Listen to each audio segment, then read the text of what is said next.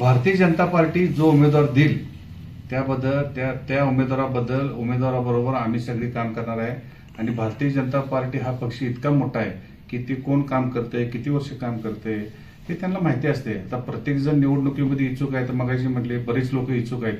इच्छुक असणं वेगळं आणि त्यामध्ये एकदा निवड झाली की ती निवड झाल्यानंतर त्या उमेदवाराबरोबर राहणं.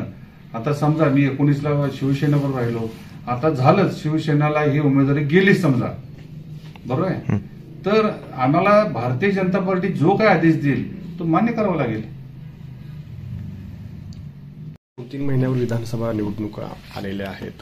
खरं तर कोल्हापूर उत्तरवर तुमचा दावा आहे, मात्र भाजपकडून महेश जाधव सुद्धा इच्छुक आहेत. इकडे महायुतीमधले घटक पक्ष शिवसेना ते सुद्धा या जागेवर दावा करत आहेत. कोल्हापूर उत्तर मतदारसंघाबद्दल बोलायचं झालं तर परवाच्या झालेल्या पोटनिवडणुकीमध्ये 2014 साली झालेल्या निवडणुकीमध्ये भारतीय जनता पार्टी शिवसेना सगळे वेगळे लढले होते. त्यावेळी काँग्रेसकडून लढलो होतो. तर आपण बघितलं भारतीय जनता पार्टी 40,000, काँग्रेस 50,000 आणि आदरणीय श्रीसागर शिवसेनेचे हे 60,000, म्हणजे या फरकानं हे होतं. 2019ला जी परत निवडणूक झाली त्यावेळी युती होती. युतीमध्ये मला सांगितण्यात आलं की बाबा युती आहे आणि तुम्हाला थांबावं लागेल, शिवसेनेला ही जागा वाटून गेल्या. आणि 2022ला जी दुर्दैवानं पोटनिवडणूक लागली, माजी आमदार चंद्रकांत जाधव कैलासवासी हे वारल्यानंतर ही पोटनिवडणूक झाली. त्यामध्ये भारतीय जनता पार्टीनं सर्व अभ्यास करून माझ्यासारख्या सामान्य कार्यकर्त्याला ही निवडणूक लढवण्याची संधी दिली.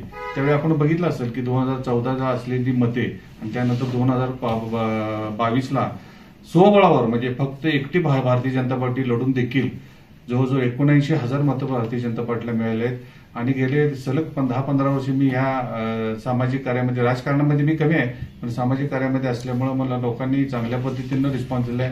आता पण येणाऱ्या 24च्या पोटनिवडणुकीमध्ये भारतीय जनता पार्टी नक्कीच या सीटचा दावेदार आहे. त्यामध्ये जो काय पक्ष निर्णय घेईल त्या पक्षाच्या निर्णयाबरोबर आम्ही नक्की आहे. पण लोकांची जी भावना आहे ती पक्षानं त्याचा विचार करावा ही आमची भावना आहे. अंतर्गत कुठेतरी गटबाजी, अंतर्गत दगाबाजी ह्या सुद्धा गोष्टी होऊ शकतात. मला तर काही वाटत नाही. मी स्वतःच सांगतो, मी दुसऱ्याचं काही सांगू शकत नाही. पण मी 2019 साली मला उमेदवारी मिळाली नाही म्हणून थांबलो नाही.